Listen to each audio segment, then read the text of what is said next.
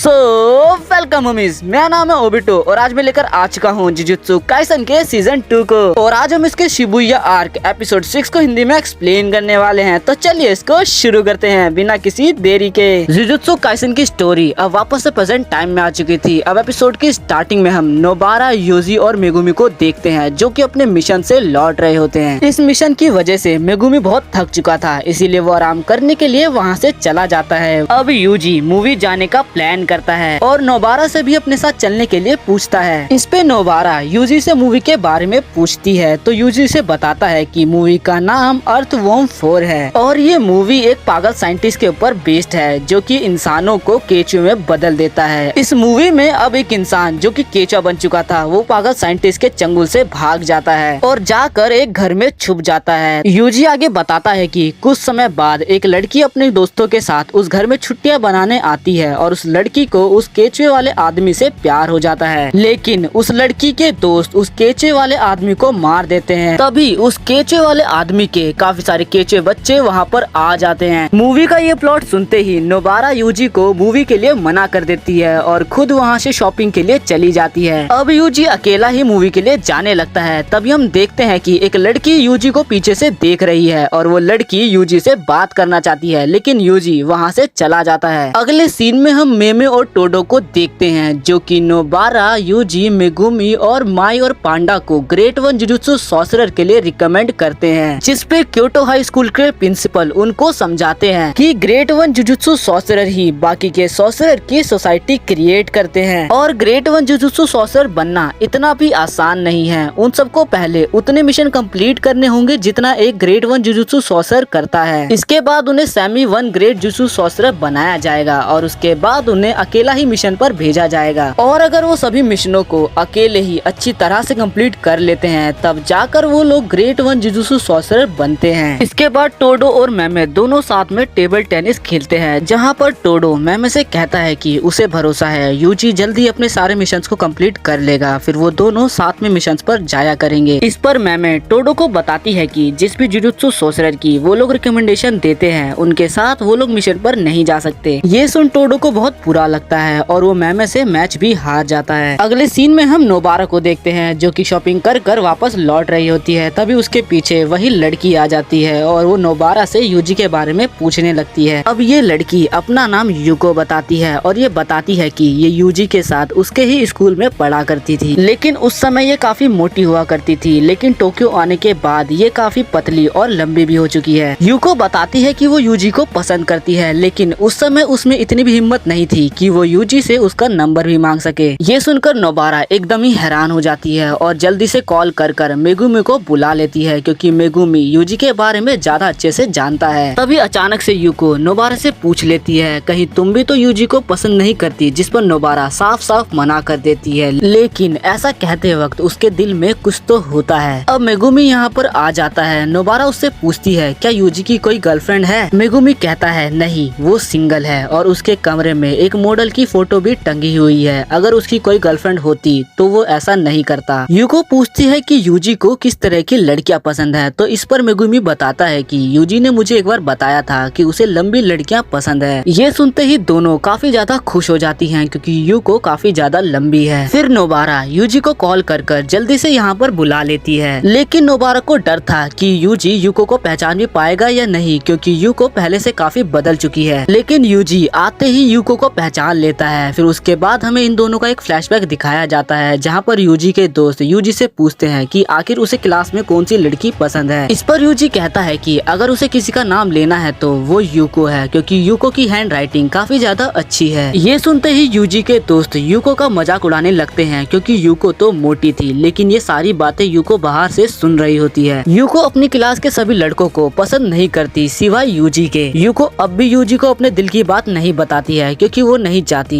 UG उसके नए looks को देखकर उसे पसंद करे। फिर वो यूजी के साथ थोड़ी देर बात करने के बाद वहाँ से चली जाती है। इधर मेगुमी नोबारा से कहता है कि कम से कम यूजी को उसका नंबर तो ले लेना चाहिए था। इस पर नोबारा कहती है कि जाने से पहले उसने मुझे अपना नंबर दिया था और उसे इस बात पर गुस्सा आ रहा होता है कि उसको बॉयफ्रेंड मिलने से पहले यूजी जैसे लड़के को गर्लफ्रेंड मिल जाएगी। तभी यूजी भी यहाँ पर आ जाता है और फिर ये तीनों फिल्म देखने के लिए जाने लगते हैं, लेकिन तभी इन्हें गोजो का कॉल आता है और वो इन तीनों को लॉरी इताहिमे के पास भेजता है। लॉरी बताती है कि गोजो का शक बिल्कुल सही था, उनके बीच एक नहीं 2 गद्दार छुपे हुए हैं। एक तो कोई अपर हाई है जिसका ये लोग अभी कुछ नहीं बिगाड़ सकते, लेकिन दूसरा जे हाई का ही कोई स्टूडेंट है जो कि अपर हाई तक हमारी इन्फॉर्मेशन पहुंचा रहा है और उसको ये लोग आज पकड़ने वाले हैं। नोबारा समझ जाती है कि वो गद्दार स्टूडेंट क्योटो स्कूल से है। लॉरी बताती है कि उस गद्दार स्टूडेंट का नाम है मेकामारू। दूसरी तरफ हम मीवा को देखते हैं जो कि मेकामारू से मिलने जाती है, लेकिन मेकामारू उससे कहता है कि उसे आज जल्दी सोना है और फिर वो मीवा को रिप्लाई नहीं देता है। यहाँ लॉरी सभी के साथ उस जगह पर पहुँच जाती है जहाँ पर मेकामारू की असली बॉडी है। अब हमें पता चलता है कि मेकामारू का असली नाम कोकिची है और उसकी कस्ट टेक्निक का नाम है पपेट मैनिपुलेशन। और क्योंकि वो हेवनली रिस्ट्रिक्शन के साथ पैदा हुआ था, इसीलिए वो पूरे जापान में कितने भी पपेट्स को कंट्रोल कर सकता है। अब ये लोग कोकिची से लड़ने के लिए बिल्कुल तैयार थे, लेकिन जैसे ही ये लोग गेट खोलते हैं तो ये देखते हैं कि कोकिची वहाँ पर नहीं था। इस वजह से इन लोगों का शक बिल्कुल यकीन में बदल जाता है कि कोकिची ही वो गद्दार है। दूसरी तरफ हम कोकिची को देखते हैं जिससे मिलने गेतो और माहितो आते हैं। असल में कोकिची ने इनके साथ एक बाउंटिंग वाइल ली थी जिसके मुताबिक कोइची इनको इन्फॉर्मेशन ला कर देगा और बदले में माहितो अपनी कस्ट टेक्निक की मदद से कोइची को ठीक कर देगा। साथ ही साथ कोकिची की ये भी शर्त थी कि वो लोग कोइटो स्कूल पर हमला नहीं करेंगे। माहितो कोकिची को भी अपना दुश्मन मानता है और उसे मारने के बारे में सोचता है, लेकिन गेतो उसे समझाता है कि बाउंटिंग वाइल को तोड़ा नहीं जा सकता। जिसके बाद माहितो कोकिची को ठीक करने के लिए जाता है और अपनी कस्ट टेक्निक की मदद से उसे पूरी तरह से ठीक कर देता है। अब कोकिची अपने पूरे शरीर को महसूस कर पाता है, जिसकी वजह से वो बहुत ज्यादा खुश हो जाता है क्योंकि अब इनकी डील पूरी हो चुकी थी। तो माहितो उस पर हमला करने लगता है, लेकिन कोकिची अपनी काफी सारी पपेट्स को बुला लेता है और माहितो पर अटैक करने लगता है, लेकिन माहितो बड़े प्यार से सभी पपेट्स को हरा देता है। अब माहितो देखता है कि कोकिची वहाँ से भाग चुका है, जिसकी वजह से माहितो काफी ज्यादा निराश हो जाता है। लेकिन तभी उसके पैरों तले जमीन टूटने लगती है और अचानक से एक बड़ा धमाका होता है, जिसके बाद उस धमाके के बीच में से एक बड़ा सा पपेट निकलता है। माहितो इतने बड़े रोबोट को देखकर काफी ज्यादा हैरान हो जाता है और वो कहता है कि उसे भरोसा नहीं हो रहा कि कोइची इतने लंबे समय से इस बड़े से रोबोट पर काम कर रहा था। कोकिची रोबोट के सर के अंदर बैठा होता है और वो देखता है कि गेतो ने अगल बगल कर्टेन लगा दिया है, जिसकी वजह से अब वो गोजो तक शिबुया प्लान के बारे में कोई भी इंफॉर्मेशन नहीं पहुंचा पाएगा। अब उसे कर्टन तोड़ने से पहले माहितो से लड़ना होगा और वो ये बात अच्छे से जानता है कि ये आसान नहीं होने वाला है, लेकिन फिर भी